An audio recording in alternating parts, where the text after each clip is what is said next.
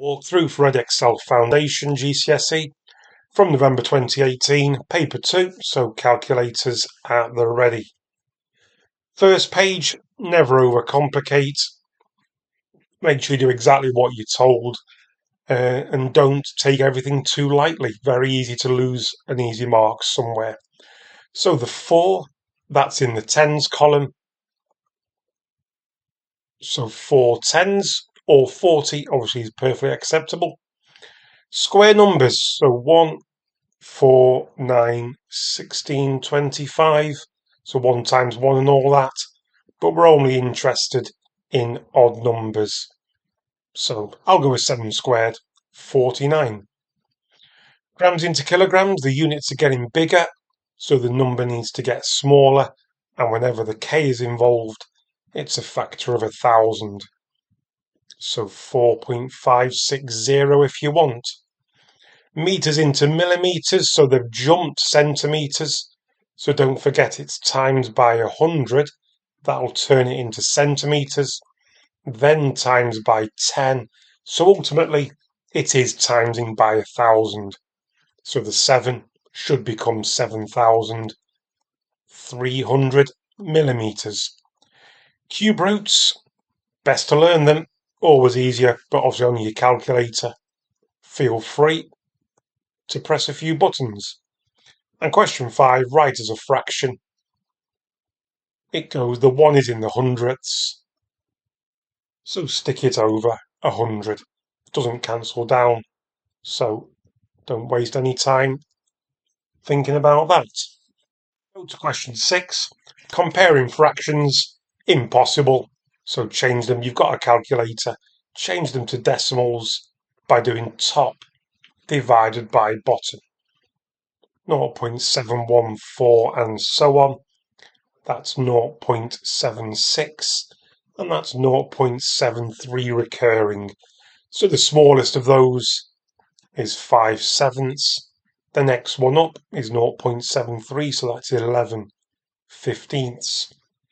Next is 3/4, 0.75. And finally 0.76. 19/25. On to 7, simplify. They're all m's, so just look at the coefficients. So you start with 3, take away 1 is 2, take away 1 is 1, add 3, gives you 4 of them. When you're multiplying, do the numbers first, and then if you can, I always prefer to go for alphabetical order. Question 8. So when you're going from centimetres to kilometres, it's a multiplier of 14. So calcs at the ready. Your job is to press 18.8 multiplied by 14. Doesn't really say to round off, and it's not that bad a decimal, so I'll just leave the answer as what's displayed on my calculator screen. Question 9, bit of nth term. Several reasons. All right, if you want to keep it basic, just explain what that is. It's the 3 times table plus 4. So, for example, it would go 7, because the 3 times table, it would go 10 and 13 and 16 and 19. It's going up in 3s, and it will definitely miss out the 21. Part B, write down 2 numbers and the rules. So, first of all, it's doubling. So if it was doubling, we'd be getting an 8. And if it was add 1, add 2, we'd get add 3 next. So the difference is increasing by 1 each time if you want to go for the words, but that's also going to make 7 a possible correct answer. Number machines, question 10. So work when the input is 8. 8 times 5 is 40.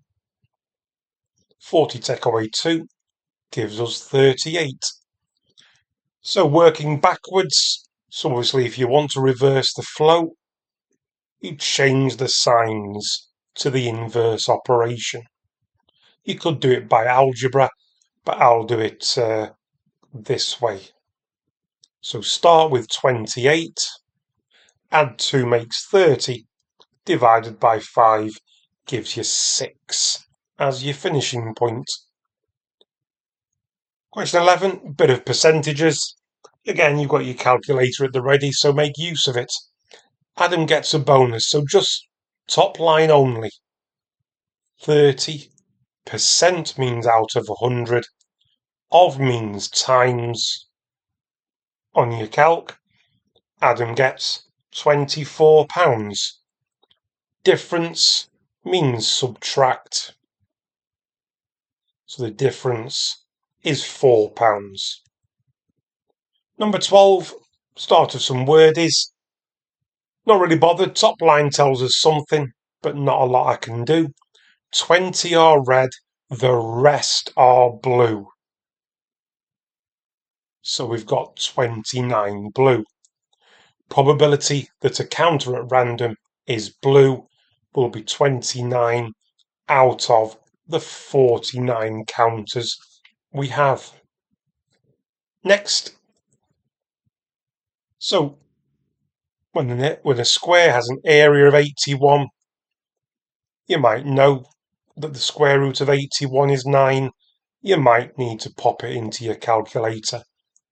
It doesn't matter which way you prefer, but the perimeter is 4 nines, 36. Part B, one of those questions that puts people off quite a lot. Don't. Just say to yourself, we're talking area, work out the area. So the area is a half of the base multiplied by the height, giving us 72.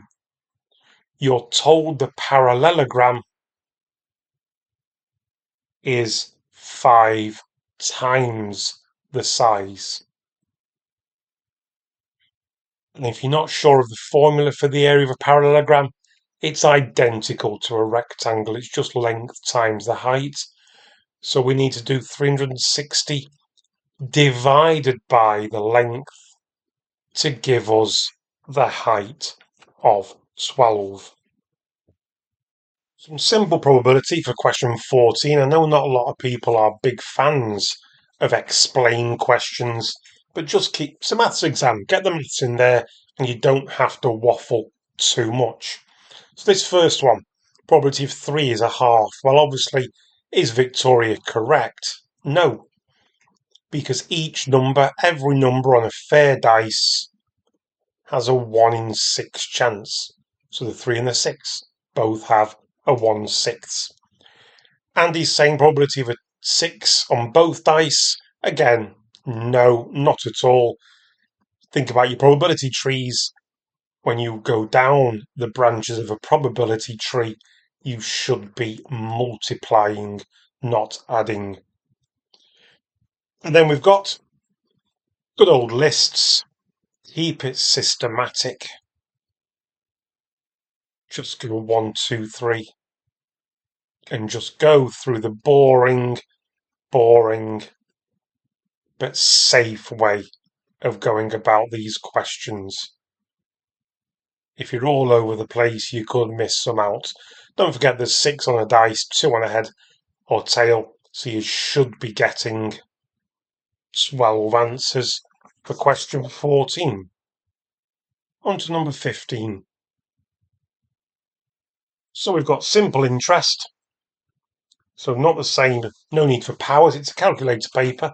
Tempting to go for powers, but nope, not at all. If you receive £75 simple interest, don't forget, it means you get the same amount each year. So in other words, he's getting £15 per year. What's that as a percentage? Write it as a fraction. And this is where you need your calculator. You get 2.5%. Question 16. Transformations. As you can see, the shape's upside down, so we have a reflection. Make sure you state the obvious. But where's the reflection? You could say y equals naught. I'll stick with the x-axis. Both are acceptable. Number 17. We've got very, very wordy, lots going on. You only need to worry about one thing at a time. Adrian is going to make concrete. He's going to need 180 kilograms of cement. So let's only look at cement. He's got 10 bags, 25 in each. He's got 250 kilograms. Plenty. Let's move on to sand. He's got 20 bags of sand, 22.5 in each of them. So he's got 450 kilograms of sand. Plenty. So it's obvious he's going to have a problem with his stone. So on, sand and stone. So he's got 20 bags of stone, 50 in each bag. He's got 1,000. Not enough. So he needs 80 kilograms more. And basically, that's 2 bags of stone required. Job done.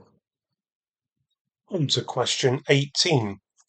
So Bill wants to increase. Okay, now obviously Bill's not got the idea of the 3% increase. For 3% increase, your multiplier is missed the 0 out. Sally wants to decrease, so her multiplier, you take the 3 pence away from £1, you get 97 pence. That's how I always think about multipliers. Stick that into your calculator. We have 145.5. Question 19, some standard algebra, always coming up somewhere.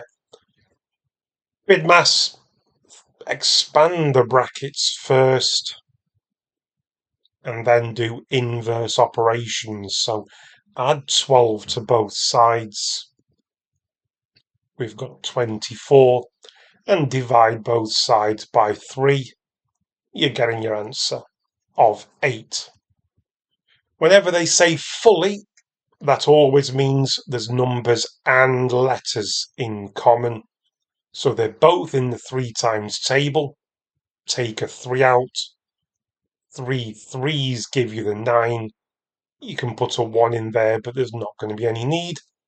And they've both got a b in common. But we need a b in the second term. Otherwise, we won't be getting the b squared. Number 20. A rare sort of 3 on the foundation paper anyway, quite a rare one to get a 3-way Venn diagram, but not a problem. Don't worry, people, about all this nonsense. It's just saying to you what it really means is only concern yourself with even numbers from 1 to 25. In other words, 26 and above, 0 and below, they don't exist for the purposes of this question. So simply start at 2 and go up. So in goes the 2, and then you go 4, that's outside, 6 is in there, 8 is in all 3 sets, 10 is only in A, 12 needs to go into the outside zone. We've got 14 only appears in A, 16 doesn't appear, so outside. 18's in the C only, 20's in the B and the C zone, 22 only in C, 24 in none of them, and 26 too high. A number is chosen at random from the splodge. That just means a number at random. Find the probability. It's A intersection B. That means where does the A and the B cross over? There's only one number in there, and there's 12 numbers in the grid. So scatter diagrams for number 21. Two things wrong with it, got to write them down. Always check the axis. Y-axis seems to be, oh yeah, the x-axis. So the height, because that goes across the bottom, has no 150. You could also say the x-axis is not a linear scale. It's not going up by the same amount. Another thing, his line of best fit. All right. As you can tell, one way of explaining what someone's done wrong is do it right. You can tell his line of best fit. It should be steeper. And if you want to go further, there's no need at all to be going through the origin. I mean, it's actually a false origin as well, but there's no need. You should not be aiming for the origin. It looks like he's almost aimed for the origin and hoped for the best. So, question 22. Angles, not a friendly looking one. All right. Now, if you want the full details of what the reasons I've written down, just go and click alongside onto my work solutions. I've given them all a bit more airing on there. I'll just talk you through them for this one. So the first thing I would do, whenever you've got a triangles question, just write on the diagram and give your reason below. So straight away, get your calcs out. That's a 45-degree because angles on a straight line make 180. Over here, that angle is 70. We have alternate angles are equal, so that is 70 as well. You could also base that on co-interior angles if you wanted to go that way. It gives you the fact that this, due to angles on a straight line, is also 75. And as you can see, you've now got two angles in a triangle. The third one should make it up to 180. So it's giving you 180, take away 75 and 45. We've got 60. Into a calculator percentages. Whenever you're asked to compare two things, I'm a big fan of just going like that. So Ali, £2,000 in the cash. So get your multiplier. 2% would be a multiplier of 1.02. Just stick the 5 on the end, and it's 3 years. Stick that in your calculator. I'm getting £215, sorry, £2,153.78. And over here, Ben's investing 1,600, 1.035, and so he's getting 1,773.95. Now, because it actually asks for the interest, you probably would have been quicker multiplying it by 0.025 and 0.035, but because I'm a fan of just getting on with the question, I've actually got a little bit more work to do. So Ali is getting £153.78 interest. Ben is getting £173.95 interest. So as you can see, Ben, another wordie, let's see, find them, aren't they, on this paper? In the third year, the shares account goes to 4%. Does it affect who will get the most? The correct answer is no, because it's Ben's that's increasing. So the idea is, wouldn't affect who gets the most, because Ben just gets more. End of conversation. Question 24. Good old wordy, bringing in area, volume, all that malarkey costs. Do not overcomplicate. Okay? Just worry about one thing at a time. So it says diagram shows a floor. Trapezium. Go to your formula page. The formula for the area of a trapezium is there. So don't read on. If you read on, you overcomplicate. Start with the trapezium. The area is a half. You add the parallel sides together because that finds the average, and you times it by the distance between them. So it's 91 meters squared for the area of the floor. 1 litre of paint covers an area of 2 meters squared. So each tin covers 10. So 9 tins not going to be enough. Whoops, fat fingered. He needs 10 tins because that will cover it. That'll get him to 100. So it's $16.99 per tin. He's needing 10 of them. It's going to come to £169.90. John has 160 to spend. So no, John is £9.90 short.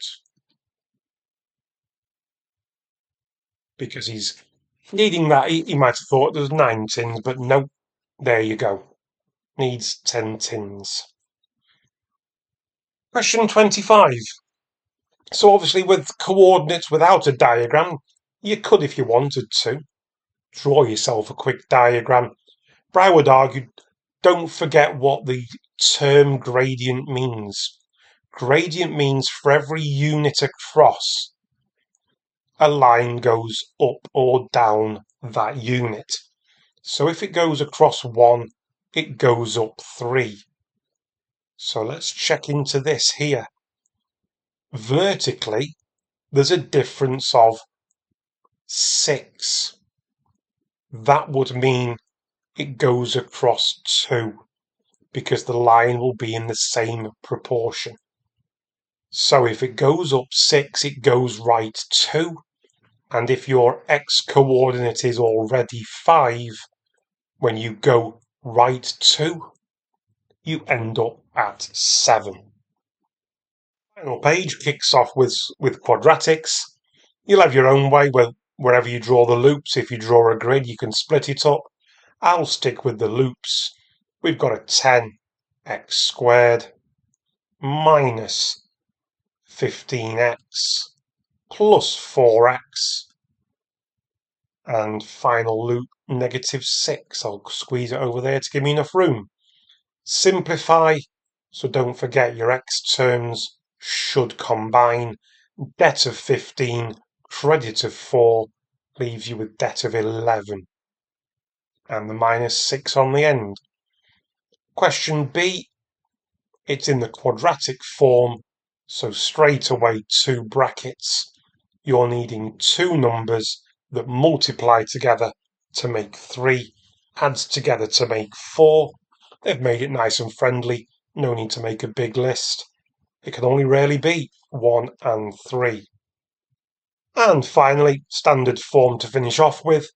So part A, where do you want the decimal point to be? I want it after the first 7. It's a small number, so it's a minus power, and if you count 1, 2, 3, 4, it would move 5 times. This is a large number, so I'll move the 3, 4, 2 to the left, because we're going to need some room for 1 or 2 or maybe more zeros. So it moves, there's your 3, 4, 2. We need to move it 4 times. So at the end of the 2, we need a couple of zeros to give us 34,200. And finally, for part C, of course, you can just stick it into your calculator. I would advise putting the brackets in, your calc will do the rest. So fraction button and calculators. If you want to do it another way, you could do it with the numbers first. So it's 2.3 times 6.7. They're multiplied on top. On the bottom is a 5, so that's a divide. And that happens to give you that number there. Then you look at the powers. Powers, laws of indices comes into play. So the 4 must be added to the 3. Over means divide. Divide means subtract -8. Or in other words, add 8. And there you go. You get the 15 either way. And that's the walkthrough for that past paper. Hope that helped. See you on the next one.